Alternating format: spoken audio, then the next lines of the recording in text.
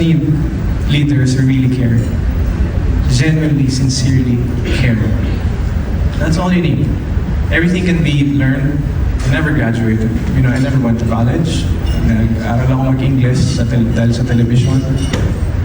You know, ang dami kong eskwelahan pinasukan. Dahil kung pwedeng pag-aralan lahat, pati acting, pati yung art, lahat ng ano, pwede mong pag-aralan online ngayon, libro, lahat. Tanungin mo, maging producer ka, gusto mong madali. Lahat kaya mo. Pero pag wala sa puso mo, at hindi talaga genuine sa'yo ang pag-care at pagsilbi sa isang tao, hindi mangyayari yan. Ano-ano pa kung isang buong bansa. Ang pinakamahal ko sa buhay ay ang sining. Paano ko ipagpapalit ang sining sa isang posisyon? Paano ko pagsasabayin ang sining at ito? Paano ko pagsasabayin ang ibang okasyon at ang pamumuno ng isang bansa? Hindi biro maging presidente. So ang hinihiling po namin ay ang puso mismo ng isang presidente. Thank you.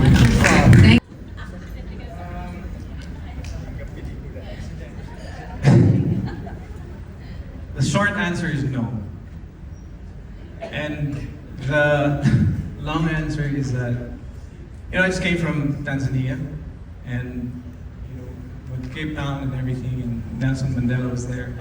And there was a free walking tour. And basically, yun yung pinaka-solve para sa akin because the tour guide just said at the end,